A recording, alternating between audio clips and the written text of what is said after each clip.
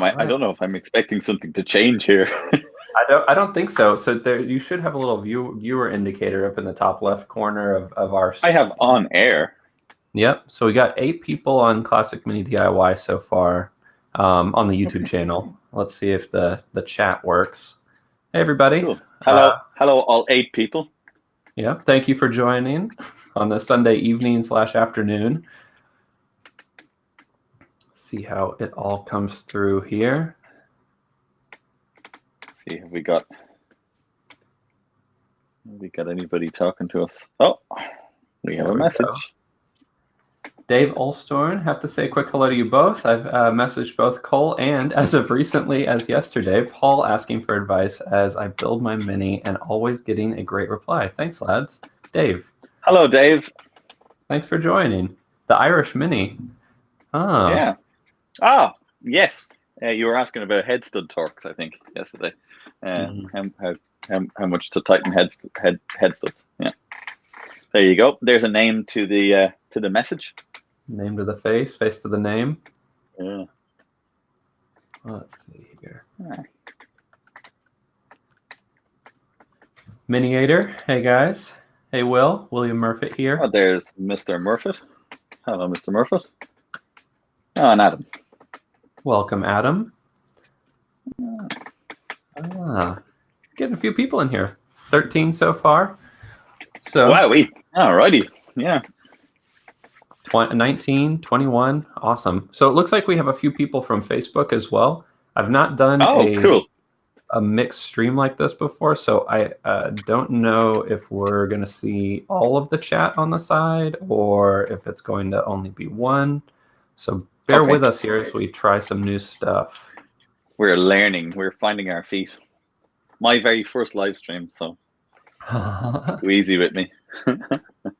Will asks, how are we doing? Well, I think we're doing pretty good so far.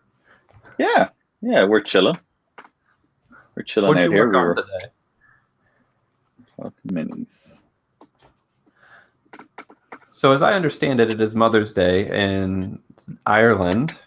It is, yeah. In England as well, or do you know?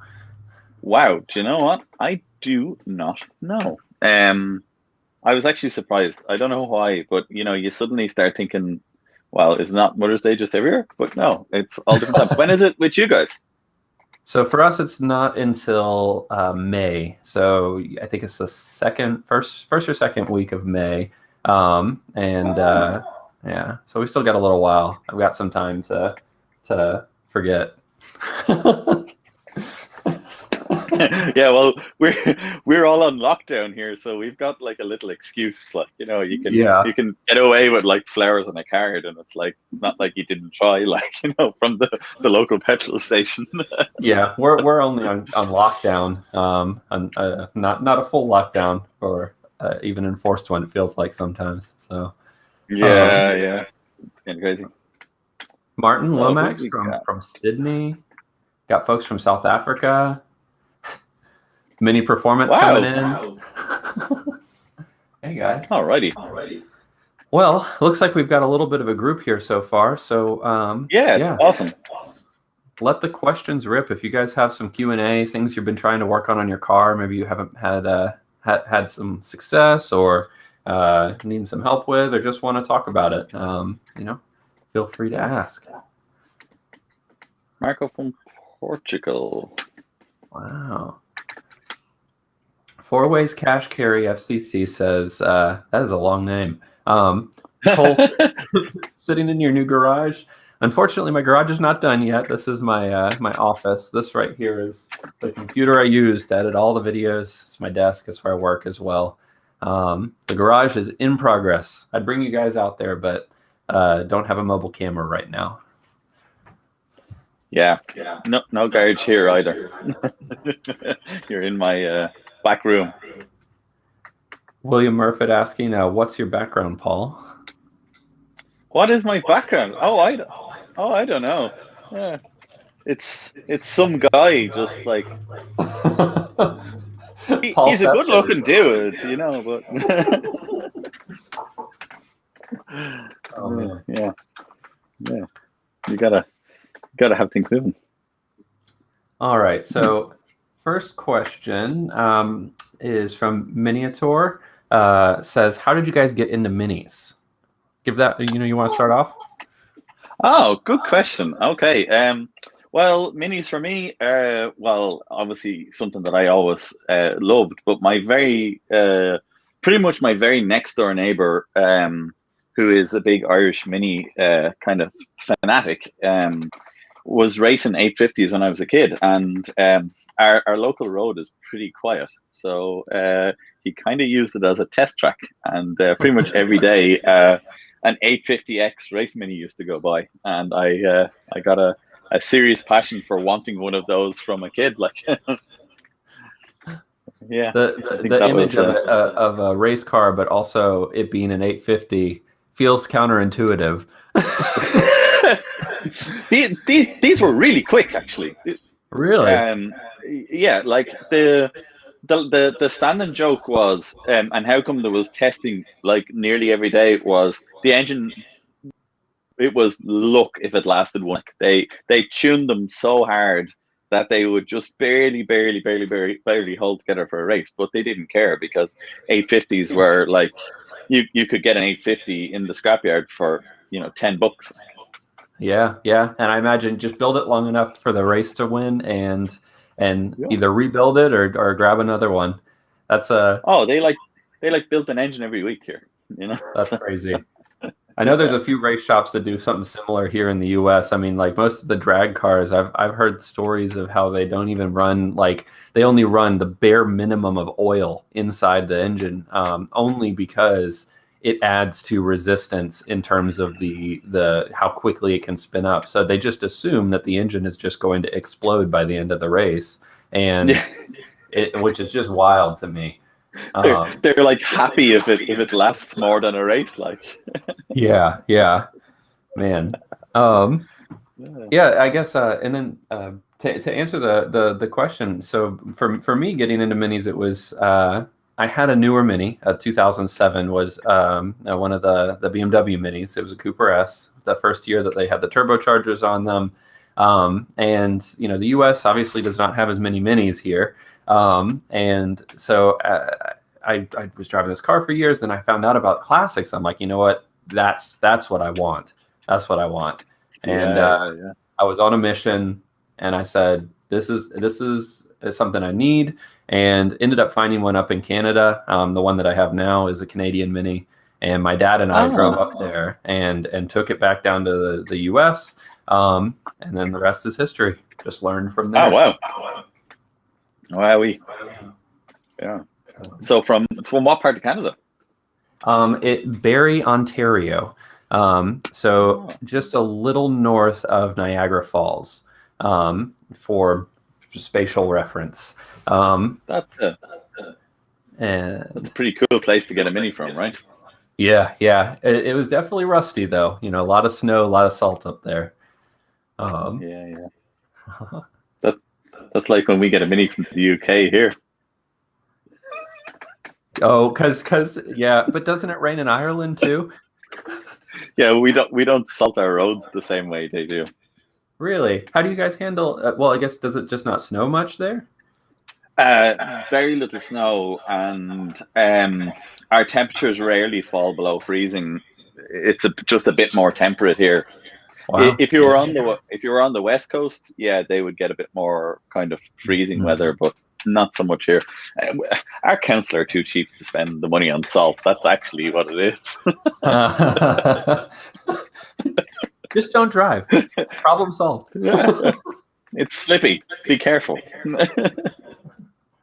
So we have a question from David Ulsthorn. Hopefully I'm saying that right. Okay. What do you say is the easiest performance upgrade for the 1275 SPI, and any experience on VTEC swaps? Is it overkill? And is it too much to take on it as a novice in the garage?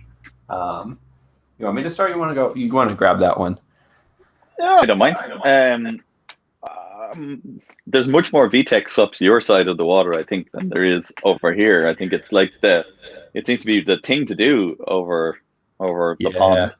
There's a lot of VTECs available here. I think that's part of it. Easy to get that engine. Yeah, we have them here. Easiest upgrade for 1275 SPI, for somebody novices, obviously the stage 1 kit is the way to go for that, right? And it always yields reasonably good results, to be honest with you. Yeah. So doing that SPI stage 1, you know, I've heard a lot of people say the counter argument is, oh, the SPI ECU isn't capable of, you know, handling the additional flow. It doesn't do anything with it. But you know, in the experience I've had with SPIs here, which is not a lot, it is that they still can benefit from that. You removing any sort of restrictions that it had previously. But you know, maybe you have some more you'd like to add to that, or yeah, I mean, like I've done a good few stage 1 kits here on SPIs, and you know, we check them for fueling every time we do it, and as long as you don't really put roller rockers in them, the fueling seems to be good. I've never seen them go lean or want more fuel, really, to be honest with you. yeah, You know, some people put this extra or a different throttle body on, which I've never been very excited about that, because you know, it's hard to get the one that came with it to work properly, or to work in a sort of a good way. So yeah, I'd be inclined to say that, you know, the exhaust, the air filter, and you know, and then just really good service is say probably really the good best thing to therapist. take it off. Service. Oh, service. Really good service. I'm like, I don't know. I think all of us, many people, need a good therapist. Yeah. Oh, that's a given. You own a Mini and don't have a therapist, you're on a rocky road. But to answer that second question about the VTEC swaps, so my personal preference, and this is totally my personal opinion on this, I think that most of the VTEC swaps, you are going to find that it is too much power for the car, for the body of the car, and it changes the way the driving profile feels. I think that some of the smaller ones, like the D series swaps, I think I've learned a lot more about those recently, and they kind of toot all the horns that I'm already tooting with the turbo setup. But you know, there's a point where it becomes so heavy that it changes that driving feel of Mini, at least for me. But you know, definitely. What do you think, Paul? Yeah, look, I think the bit in that question that stamps out at me was something that you can do in your home garage. And like, to be honest with you, you can buy the subframe, you can buy the engine, you can buy the wiring loom, and if you've got a good selection of decent hand tools, you're going to manage to get that engine into that car. You know, it's just a period of time as to you're unlikely not to manage to get it in. But the difference between having a VTEC engine in a Mini and making it drivable and safe, there's a massive gap. Like, there's a massive gap. I have one that comes to my garage pretty regular, and like I've spent some decent amount of hours trying to get that to handle well and be nice to drive. And I hand on my heart would say I've never left it out of here where I'd say I was really happy with it, but it was the best I could do, if that kind of makes sense.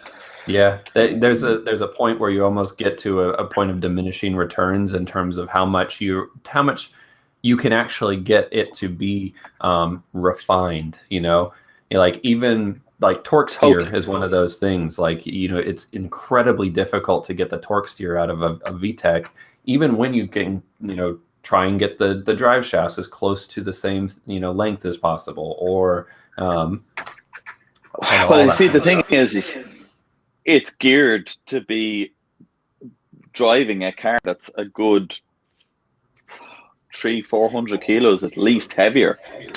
So it's just not geared to, like, first, second gear.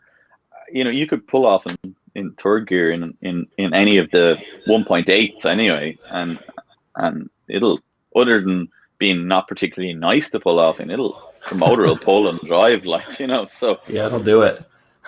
yeah. So, and I think when you have that much power, and I don't know if it's just a Honda thing, and I don't probably have enough experience with Honda engines, but they're very on or off, and it's not a nice trait in a Mini. Minis. One of the things that's incredibly important to have a Mini that's nice to drive is progressiveness in the power delivery. If the power delivery is a massive just hit, it, you know, this comes everything from, you know, big heavy lumpy cams. People ask me all the time, can you run a 310 duration cam on a road Mini? Yeah, absolutely, but expect your power delivery to be just one big massive lump, and it's going to land on your front wheels, you know. Yeah, rip through your butt. Nice? Yeah. You know, when you're in town, you know, and you want to move 6 inches forward, it's not pleasant. Yeah, just trying to sitting at a stoplight. Oh, someone in front of me moved forward a couple inches, and and you have to like nail it, like. Yep. Oh man. So next question is, hello from the UK. This is Jamie Holder. Thanks for all the awesome content, doing an awesome job. Thank you. That's really nice of you. Quick question. Have you gents ever had any issues with the choke return spring being too weak, even when brand new? Okay. The answer to that is absolutely yes. But generally, it's not the spring that's the issue. It's generally something in the cable or in the mechanism that holds the choke at a set position. It's a kind of a ball bearing detent that's, you know, just in behind that knob you pull out or push in. It's generally in that area where the problem is.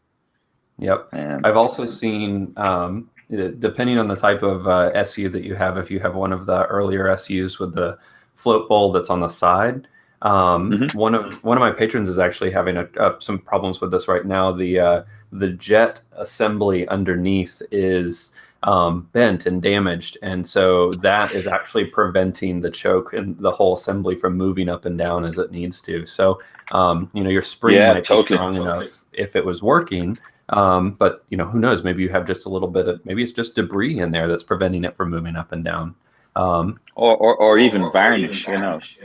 That builds up on them. So let's see here. Ooh, this is a good one from James Campion. If you built something similar to Project Binky, what engine and drivetrain would you swap into it? Oh, go on, you go for that one. Okay. I'm giving you all the engine swap ones. Well, of course it's an LS. No, I'm just kidding.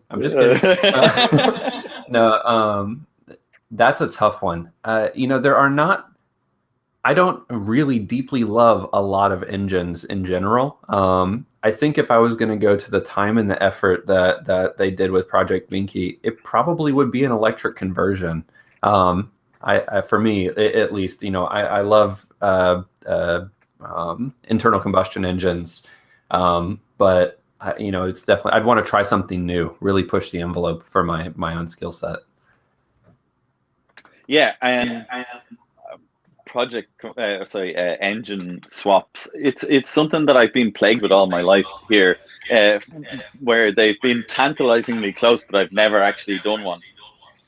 The one I think that came really the closest for me was, I can't remember the name of the company, but basically they build this aluminium casing where you can make a V8 out of 2 Hayabusas. Huh. And I would love to do that. That's because I think I would fit in a Mini really well. How do you time something like that? I can't even imagine.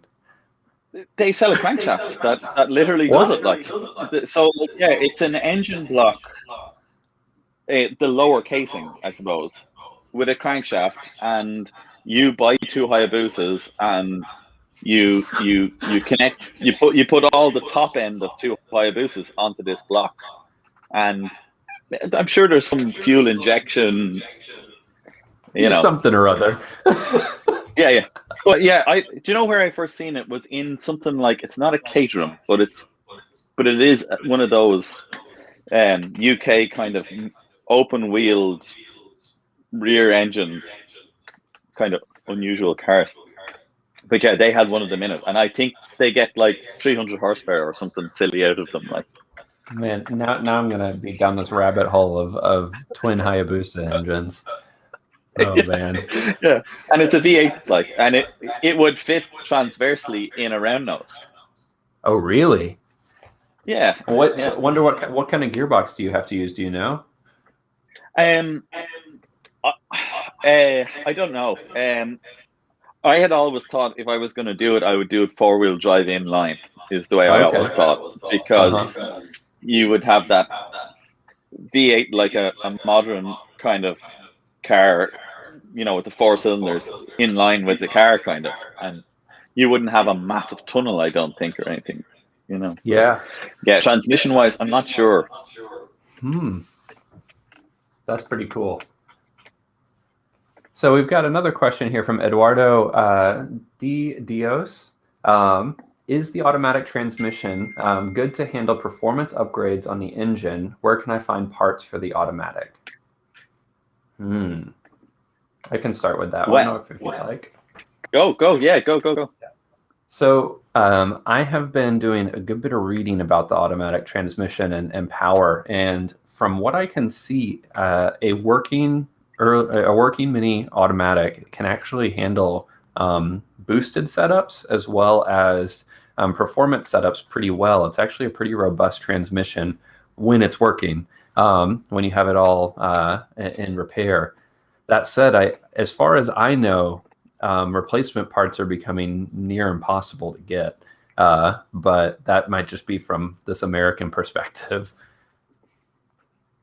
Yeah, Keith has obviously put up just recently a really interesting link to a guy's website. I can't remember what his name is off the top of my head now, but he has like there he is now. Like, hey. Keith, what's the name of the website? For the automatic transmission. But yeah, it's some. Yeah, he'll hopefully flick it up there now shortly. But yeah, he has like every part you can imagine, all the special tools, and he even sells like bands that have Kevlar lining on them and stuff. AP2 World. There you go, Eduardo. AP2 World for replacement parts. Yeah. Gretel has an automatic transmission in her. What do you think of it? I love it. Yeah? It is probably one of the nicest driving minis that I've ever owned. Mm-hmm. Is it powerful? No. But as a little Bonnie to drive around the country roads, oh man, I love it. That's so when I came to England and Alex Toon let me borrow his Blue Mini, it was an automatic, and I found the same experience. I found it to be the exact same experience. It was wonderful to drive. It wasn't like blisteringly fast or anything, but it was cruiser. Like, we were driving down the countryside of Wales and everything. We were just floating down the road, no problems, till the head gasket blew. But we can ignore that part. If Toon is here, he's gonna not let me ignore that. But oh, hey, Joe. I'll be honest. Yeah. Just want to say thanks real quick to Joe Mergens for the super chat donation. Appreciate that. Oh, thanks, Joe. Yeah. All right. Sorry, I interrupted you. Go ahead. Yeah, no.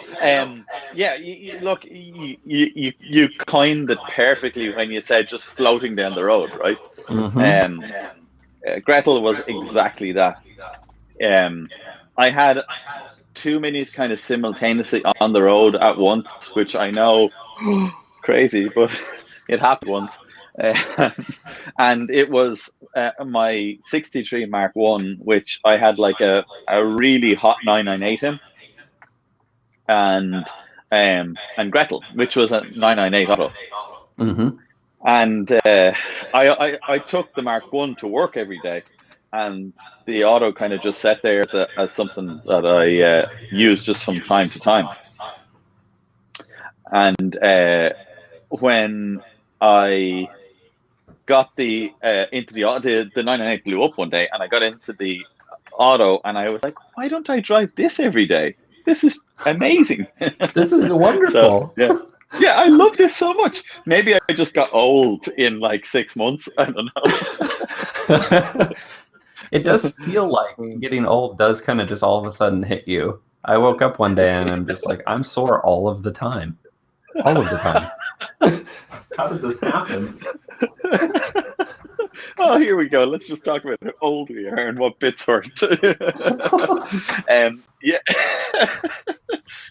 Yeah, no, I don't know. I think racing minis changed my perception of road minis hugely, because obviously as a young guy, I used to think I had really fast road minis, and actually, I'm going to tell a quick story to the channel here, because this is actually very funny. A really good friend of mine, 20 years ago, decided he was going to race his mini, and he spent about 3 months modifying it and trying to just turn it into this rocket ship mini, and had himself booked in for a race at the first week in June, and was working on it from early April. Anyway, he'd been kind of road testing it, driving it, and enjoying it, and thinking to himself, oh my God, when I get on the track, this thing is just going to blow everybody away. This is just so fast. And, this thing is unreal. And he said he'll never forget the first day he arrived at the track. And it was like just a test day. And he went down and did like 5 laps or something like that. And he said the car just wouldn't go around the track. Like, it wouldn't handle, it wouldn't turn. It just wouldn't do anything. He kind of pulled in and slowed down and checked his times, and I don't know what time he said he was doing, but he was like 25 seconds off like the slowest car. He put all his stuff back in the car and drove home in complete just went home and never did the race. Never mind. Yeah. Not yet. Oh man. So, all right. Our next question here is from Callum Rawson. He says, "Hey Cole, what gearbox ratios are you running in your boosted engine?" The ratios that I'm running. So, Mini Spares sells a helical gear set for the classic Mini that they call the Evo gear set, and it's a close ratio gear set, similar to the Clubman gear set, and or Clubman GT. I think. And I ran that, and then due to how tall the first gear is in that setup, I actually went with a 3.1 final drive, and it ends up being a pretty good sweet spot for the kind of roads we have here with the highways and everything. I pined over this for weeks about which gear ratio, and I mean, it was the difference of like 100 RPM and a couple miles per hour, but I'm really, in the time that I was able to drive the car, the short time, I loved it. It was like the perfect the short time.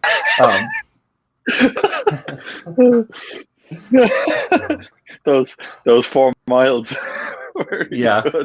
Excuse me, it was 10. It's just such a good gear ratio. Sorry. Unbelievable. The stuff I have to put up with. Sorry, Cole. No, it's all right. It's all right. So that gear kit is awesome. Yeah, I love that. I've put it in a couple of customer cars over the last couple of months. Well, actually, over the last year or two, to be honest. And they told, when the first customer gave it to me and said, "I'm putting this in," I was like, okay, we'll try it. And actually, sweet. It was a really sweet gear kit. I like it. Yeah, they are really, really close ratio. I mean, it's about as good as it can get with a helical gear set, at least from my perspective. Yeah. I haven't driven a lot of straight cut gears. Maybe you have some insight there if you've had more experience with those. I think the difference between the straight cut gear kits and that Evo helical kit is that well, one, first gear is a bit taller, so it's kind of, yeah, it's nice for that kind of 3-1 world, whereas the straight cut gear kits, to be honest with you, the way first gear is kind of tuned in those, if you use anything other than like 1-1 drops and you have any kind of, you know, cam in the engine or anything like that, it can make them just a bit of a pig to drive, whereas you know, that was the thing I was really happy with about the Evo. I think they just nailed that gear ratio really well there, and obviously it's quieter too, so you know, yes, considerably. That's a win always. Yeah, and that does remind me, I also have the standard A+ drop gears, so nothing fancy, nothing different, just standard drop gears. I have heard rumblings that Mini Spares is also going to be releasing an Evo drop gear set that's helical. But I think that's still probably a year or two away, so we might not see that for some time. Yeah, I think they're trying to figure out the way that they're going to try and do a taper roller bearing, I think, inside them rather than that pin kind of setup. Yeah, that's what I heard. So that's, I think, what's taking the time. They're just trying to get that to work. Fingers crossed, because it'll be epic if that happens. Yeah, that would be incredible. I'll be having them in my race cars. All right, let's see here. Joe Mergen says, I'm replacing the exhaust in my 72 Mini 1000 left-hand drive Authy. Trying to install an LCB exhaust manifold, and the lower end of the LCB is problematic. Any ideas? Thanks and greetings from San Diego, over here in the US. Wow. What would... Yeah, LCBs. Oh, yeah. So a pry bar is a very nice way to get those separated. So basically, I'm guessing you're struggling with where the Y piece comes out. So you have the two pipes coming down, and you have to plug the Y piece up into those, because that's always where I have the problem with it. I'm guessing that's what you mean. For me, it works best getting a pry bar in between the pipes coming down and just separating them a little bit so that you can slide that LCB on. That always works for me. Maybe you work on these minis actually a little even more than I do. So give us your secrets. Yeah. My LCB secrets. Yeah, it just totally depends on the brand, I think. But yeah, something like what you have. I have just made a wedge of steel. I did this a few years ago, and I just like tap it in, and it's a very progressive wedge. And I just did it with a grinder and some, 6mm plate, and I just put some 6mm plate from near enough zero out to the 6mm it is over maybe like 3 inches, maybe something like that. And you can kind of tap it in and get the two to kind of come together, and then when you're just at that kind of sweet spot where they're together, then just it'll kind of just fall out nearly, and tap the two together. A copper hammer is like the thing to drive the two together, then kind of to be able to, because you can hit the end of the tube with the copper hammer. If you hit them with the steel hammer, you'll put dents in your brand new lovely LCV, and you'll be really upset with yourself. You'll mar it up and everything. That makes sense. I need to get myself a copper hammer because I have marred up many an exhaust pipe doing that. Cussing and being mad underneath my car.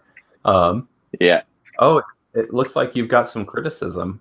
Billy Gannon says, loving the chat, lads. Just wanted to know, Paul, when are you going to whip your cameraman into shape? Kick your cameraman into shape. Focus does be shocking. There you go. There's a that'll be somebody from Ireland anyway, because that's it. Focus does be shocking.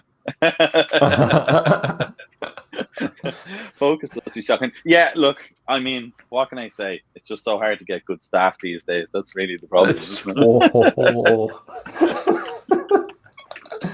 Oh my god. Drew's page says he just tried to pause the live stream. Yeah, I don't think that's going to work too well right now.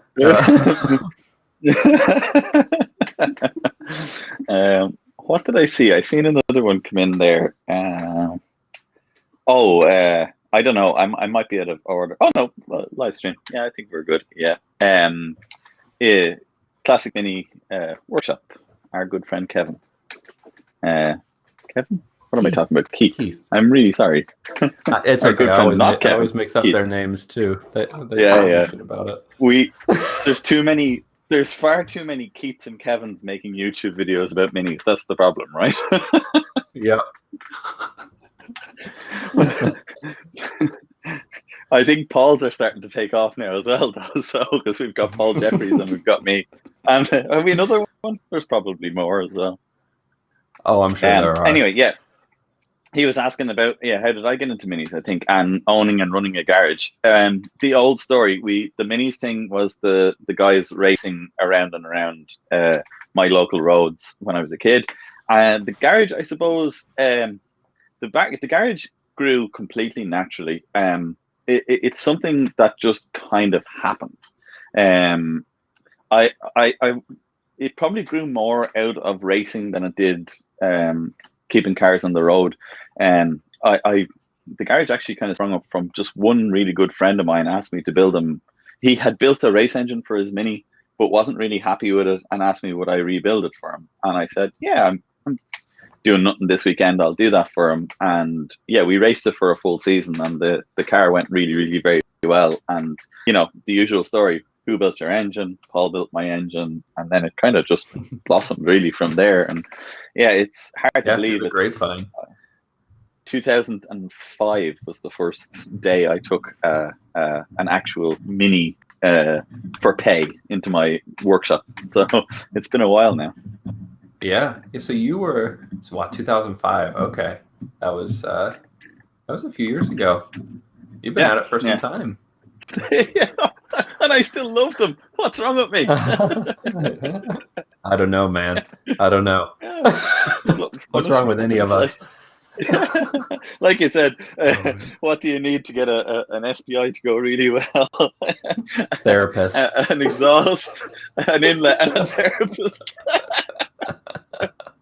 Brilliant. Oh, man. But yeah, alrighty. Next up, we have Ronnie Love. How do you fit CBIE chipper guards to headlights for Italian job reproduction? Are those the, maybe you can give us a little clarification unless you know what they're talking about, the like mesh stone chip guards for headlights? Is that what you're thinking of? Yeah, if it's those, as far as I know, they come with like 3 springy metal clips that you, I might get this wrong now, but I'm pretty sure they kind of go in behind the bezel, that outer ring bezel. Pretty sure that's right. How it works. Yeah, I have a set of them on my Mini as currently, and yeah, they depending on the orientation of your headlight bowl. They're the 3 bolts that hold on the outer ring, not the cover that goes around the bulb, but the ones that actually hold the bulb in place. And the clips kind of fit underneath the outer cover of that. And one thing I would recommend doing, every set of those that I have ever installed or seen installed has rusted. They say that they're stainless steel, but they are not stainless steel. If they were, they wouldn't rust. And toss a clear coat on it. It is one of the best things you'll do. It'll make them last, years longer. So there you go. Top job. Thank you. Oh man, got a few coming in here. Lizard's Garage. Once we are released from lockdown, I'm starting my MPI Mini restoration. Is it better to use heritage panels or are the cheaper panels okay? Seen mixed reviews on the mini vloggers. Ooh, I'm going to leave that one to you. I have not done. Yeah. I've not done very much panel welding, so hopefully you have some insight there. Okay. All right. Okay. So the 2 main panel companies that comes to my mind straight away are British Motor Heritage and the panels by Magnum. what is my take on this? So I'll put my cards on the table here, and I'll tell you this out straight. The work that is done in BMH is fantastic, and the panel work they have been doing over the years has been probably second to none. The one drawback I think that we're starting to see now, and I don't know how much money they invest into tooling. I'm sure they invest a lot, but I think one of the things we're starting to notice is that their dies and their paneling equipment is showing signs of wear, and we're starting to see that in panels coming to us now. I do know for a fact that Magna and the guys over there have literally in the last 2 years invested a fortune in new tooling, new equipment, and new production techniques to try and bring back some of the early Mark I style panels.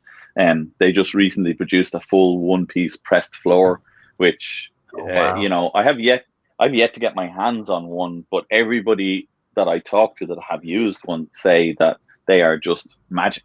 So I think we're seeing a big change in panels right now, and there will still be a lot of old panels on the market from when maybe before Mag hadn't got quite as good at tooling. So I think that maybe is out there too, and it's causing a bit of issues. But I think we're going to see in the next 5 years a big leveling out between the likes of British Motor Heritage panels and Magnum, where the big change, the big difference in there is not going to be what it used to be. And with all that said, I'll be honest, in all the years that I've welded panels into minis, I have never ever bought one panel that didn't require a lot of work to make it fit right, and that's across the board. A very good close pal of mine told me a few years ago. He said, "There's a reason why they're called panel beaters, Paul."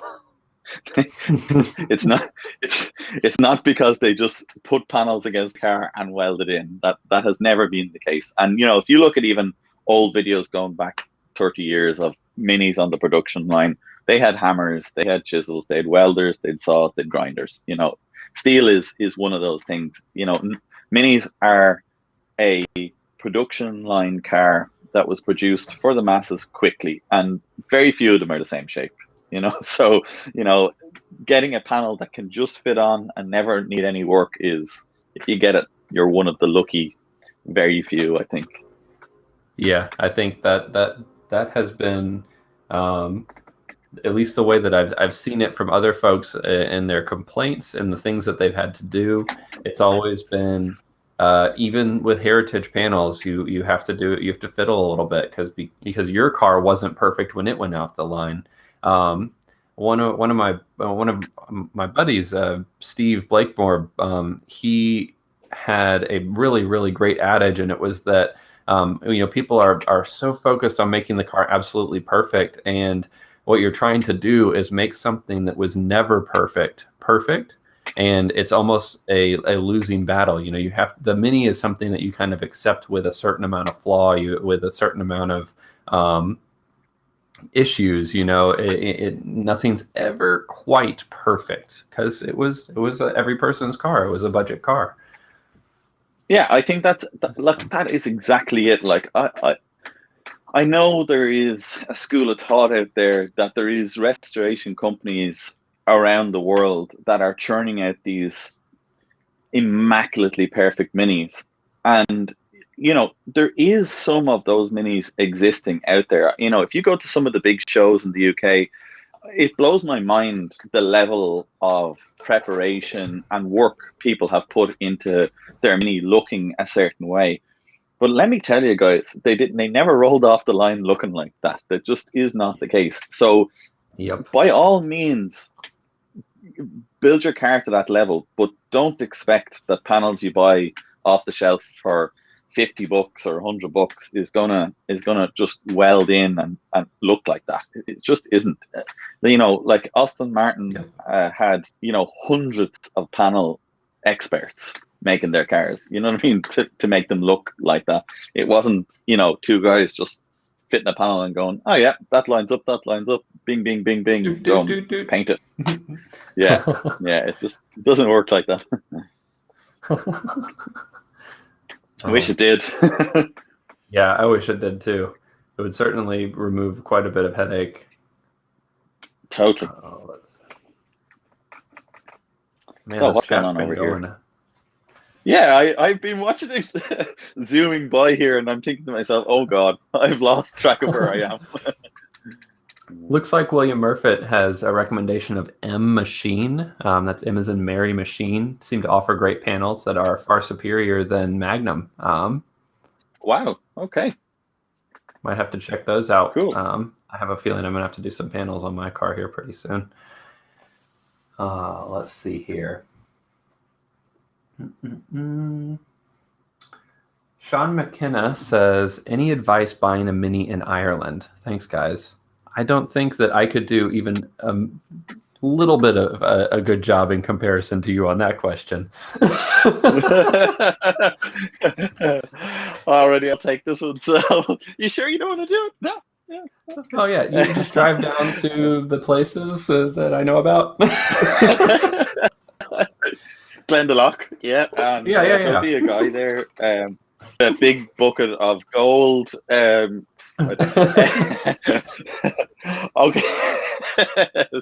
All right. Any advice about buying minis in Ireland? Okay.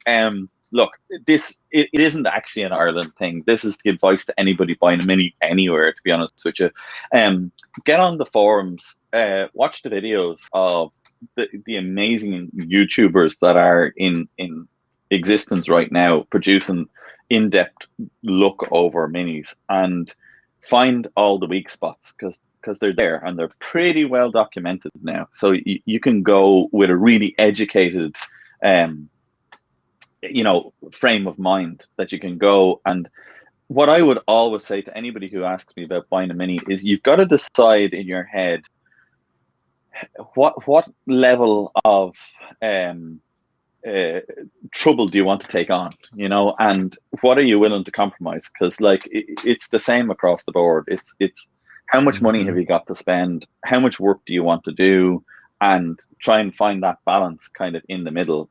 Ireland is only a little bit different to the rest of the world in that everybody knows everybody.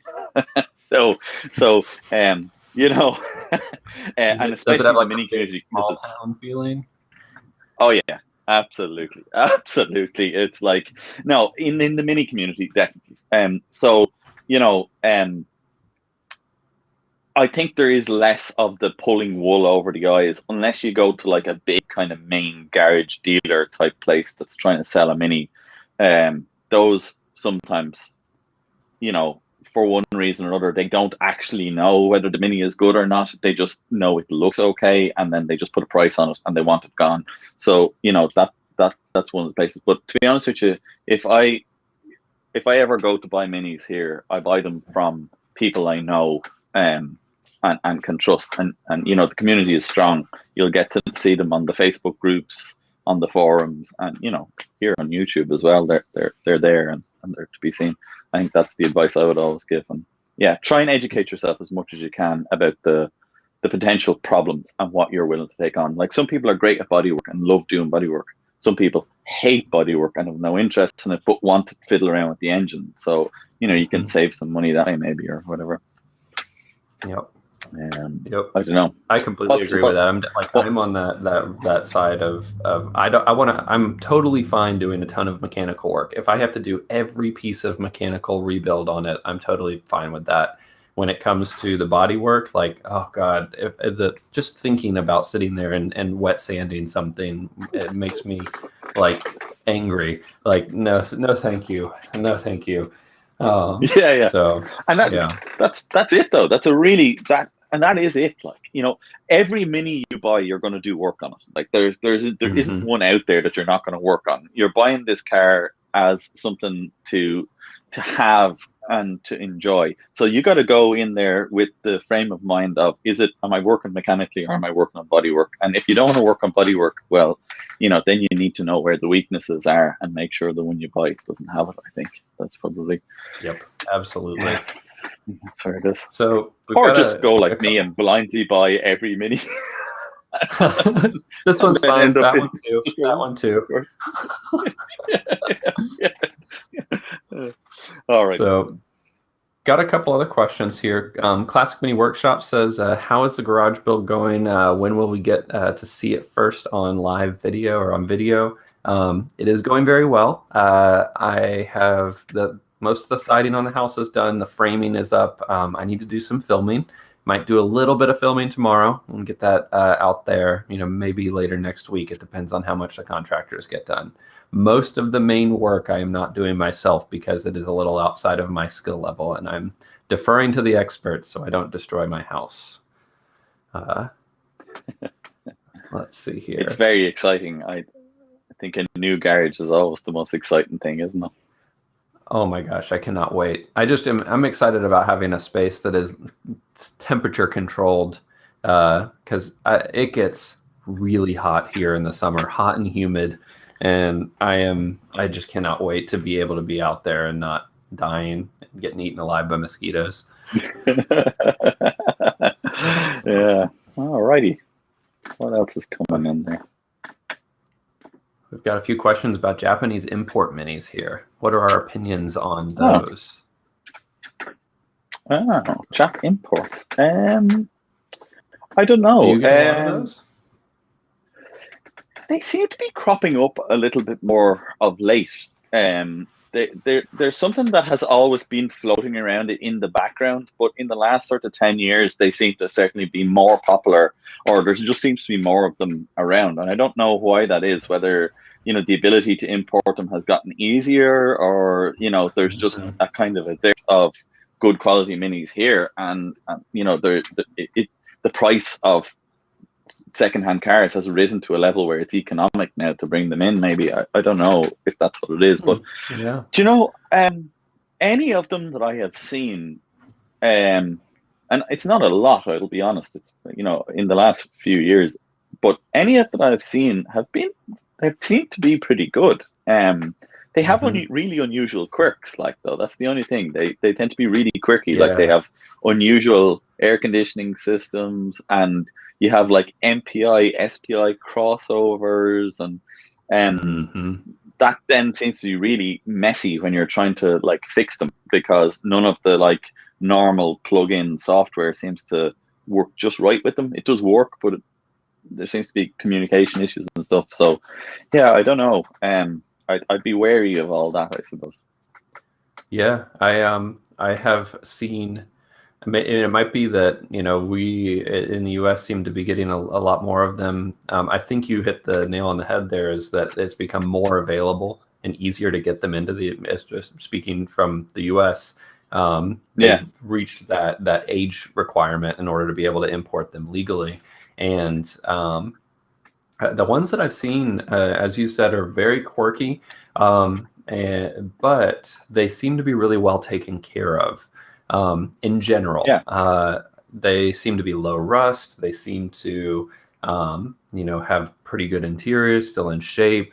So, I think that, if you have plans to do something wild with the engine, or maybe do an engine swap, I think that they are really, really great candidates for that. Because you have most of the time you have such a great base to start off with. Yeah, I think that's a really good point. I think exactly if you have notions of the car being modified or tuned or something like that, where you're going to get rid of a lot of that fuel injection type, air conditioning type situation, then I think they're great. They're a great buy from that point of view. But yeah, I think if you're going to keep it and run it as like a daily car or whatever, here anyway, definitely it's more challenging. That's for sure.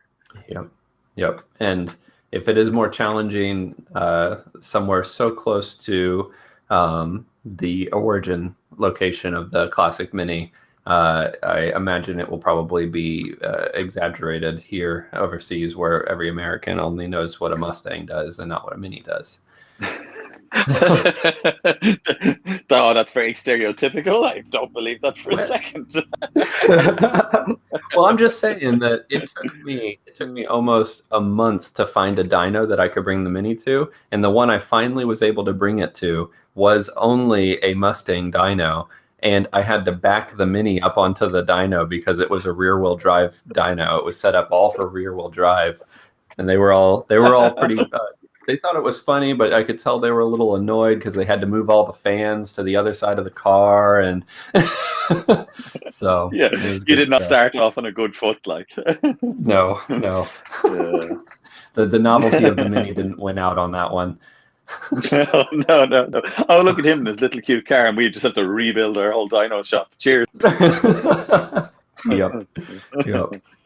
What you need to find, Cole, is somebody who has an engine dyno local to you or within spitting distance of you. That's what you incredible. Need. And then that would be because your engine's out already, like. Wait a minute. Alrighty. Wait a minute. This was nice stuff, and then you started making fun of my engine being out again. Slip that one in there. Hey, I don't have a driving Mini, so I really can't boast. Or yeah, there isn't one that drives. I'm a Mini mechanic who has a workshop here full of Minis, and I don't have one that drives, so I can't flag you. Well, we've got a good question from Philip Plant. Any tips for daily drivers? Ooh, daily drivers. Yeah, Minis. I like this one. So I daily drove my Mini for years. I will say I did always have a modern car as a backup. So most of the time, if the weather was really awful, I wouldn't drive it. But otherwise, I was driving my car to and from work almost every day. The things that you start to become less worried about all of the kind of little things that are going on with the car.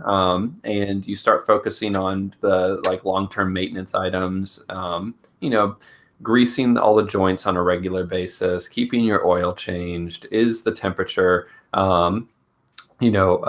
staying within the bounds that it needs to.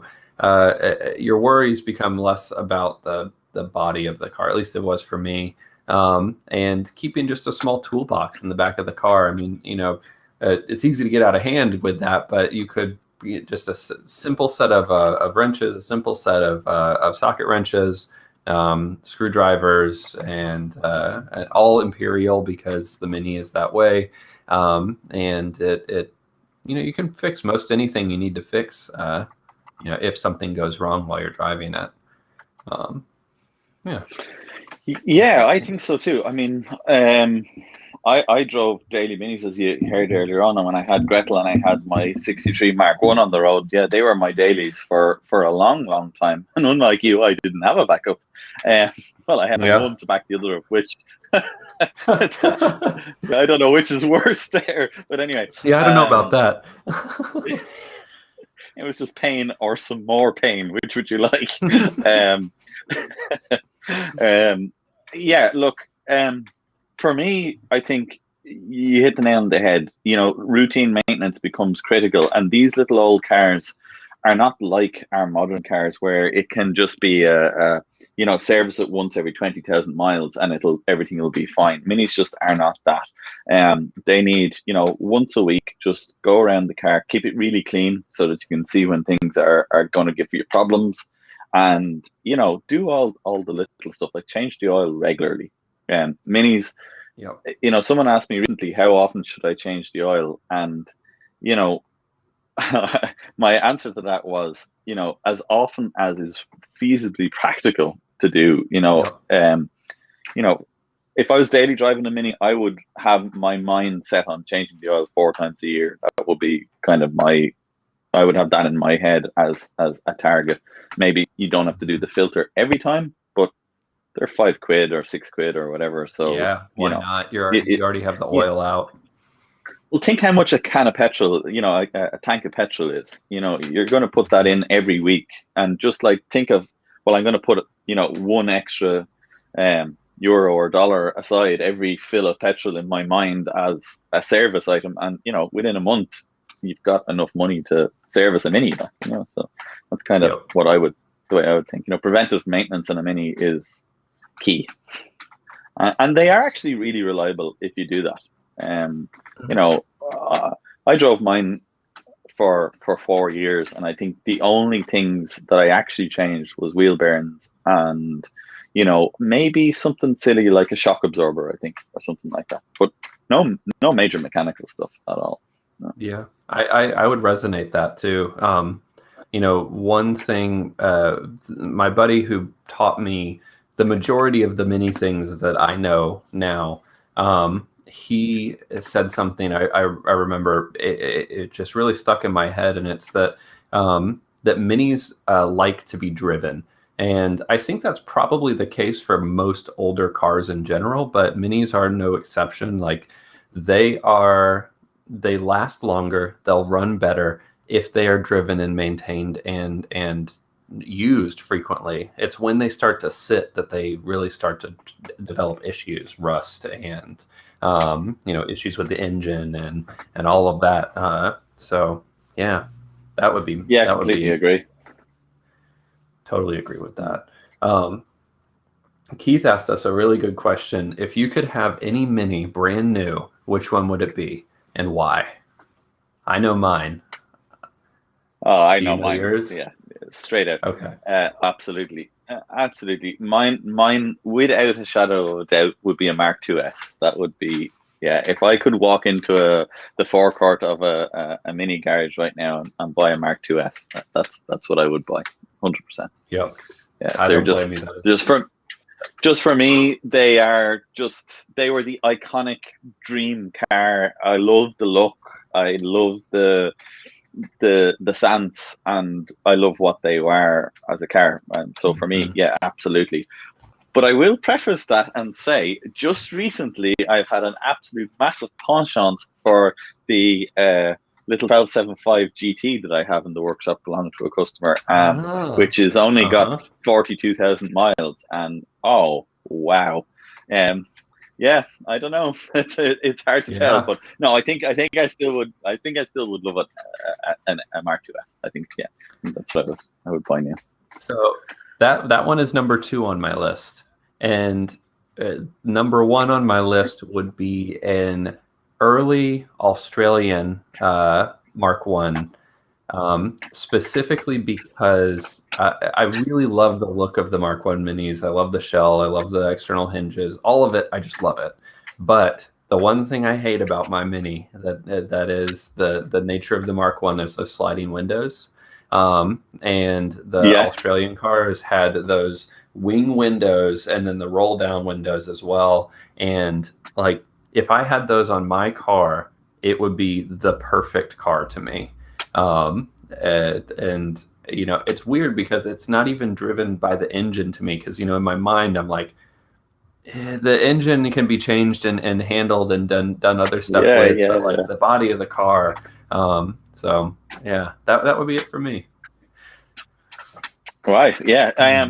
You know, I probably haven't considered that, actually. It's a really good point. I don't know.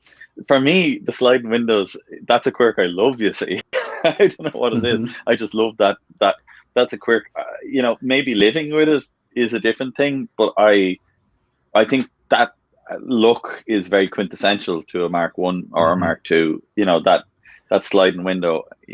I don't know. Yeah, I think. So I agree with that. I do agree with that. So I like how they look. I don't, and I think it's really based on the fact of where I live. You know, summer here really is like 40 to 42 degrees Celsius and like 100% humidity. And those sliding windows, you have this gap of like this much air just hitting your face, you know, barely. And that's where my blowing the seatbelt.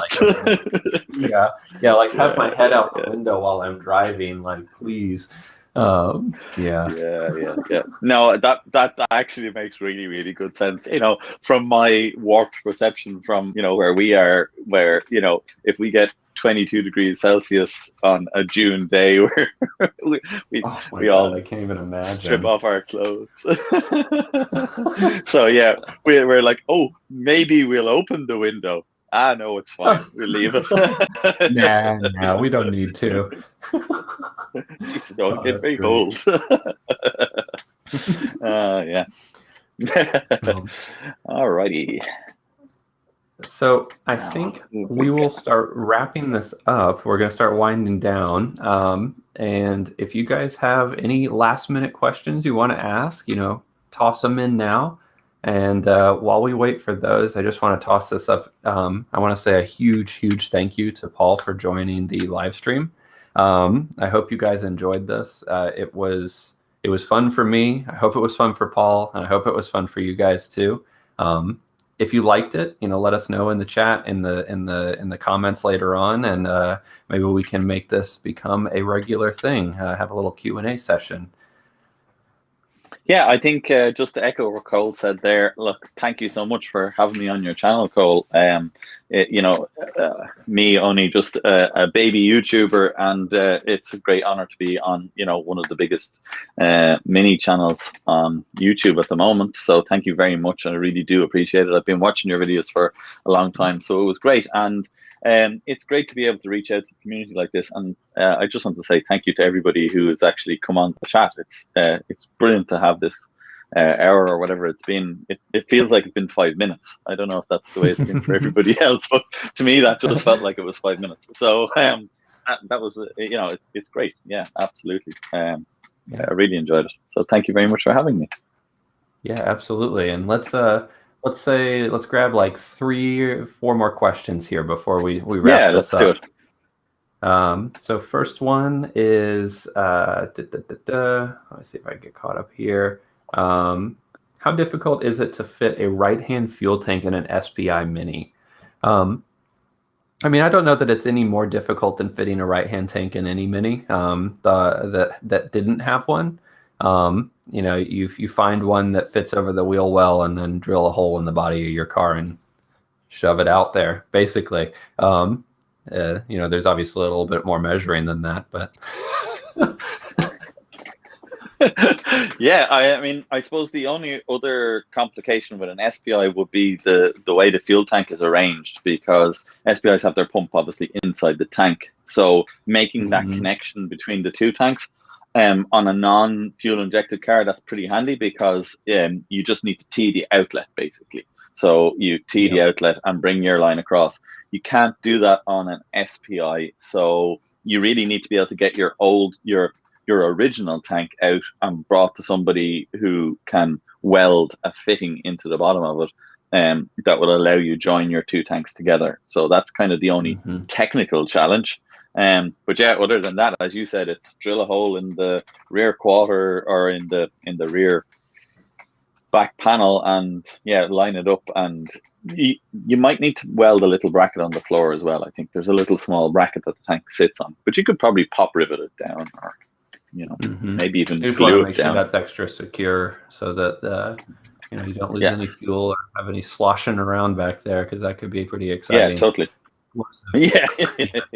Yeah, it'll be an interesting conversation you'll have to have with your insurance, that's for sure and for certain. Next up, we have what would be essential to change on a Mini for daily driving? Electric ignition. Would a bigger radiator be worth it? I have one that I know for sure that I would recommend, and that electric ignition actually is one of the best things you can do. Just not even replacing the whole distributor, simply replacing the points with a modern electromagnetic point system. It will remove 90% of the issues you have with like wet weather or dirty points or all of those different things. And I don't know that I would even replace the radiator. If your temperatures are good, leave it. If it ain't broke, don't fix it. Yeah, like I completely agree. The electronic ignition, as you said, it'll do away with 90% of the problems. Radiators generally, unless you're in a very hot climate, then maybe in that situation, possibly. But generally speaking, Minis are not overheaters unless there's something wrong. If there's something wrong with them, then yes, they do tend to overheat. But one caveat to that, we do have overheating issues here, but that is, yeah, I would not describe that as a mini problem. I would describe that as a temperature problem here in the United States of America. Yeah, I think, but again, the electric fan. I did a video on it recently. Yep. The electric fan setup is a brilliant solution to that, and you know, it knocks that out of the park. So yeah, if you're in a hot climate, then yeah, that will fix it for you. Definitely. But yeah, other than that, the only thing I'd say is if you're a drum brake user, I would if you're a front drum brake person and you think you're gonna use that mini regularly, I would probably put a disc brake conversion on it, because it will. You know, people say our drum brakes crap. No, they're not at all, but they need to be tuned and working perfectly. And you know, it could be a weekly chore. Yep, and replacing them with discs is transformative. It really is. And reasonably simple now. Like, you know, pretty much any of the big mini tuning houses sell a kit that you buy in a big box. And if you know, I think you have one on your channel. Have you? You've done, yeah. Like, so, you know, it's a straightforward thing with, as I said, really well documented now. So it's something that I would definitely recommend people do. Yep. Oh, I just seen somebody put in the chat, VTEC is the V8 with the Hayabusa thing. Yep. That's Mini Performance. That's Rich over there. Yeah, Rich. Yeah, that's the one. Damn you, Rich. I'm going to Google that tonight. Awesome. Well, I think we'll wrap it up.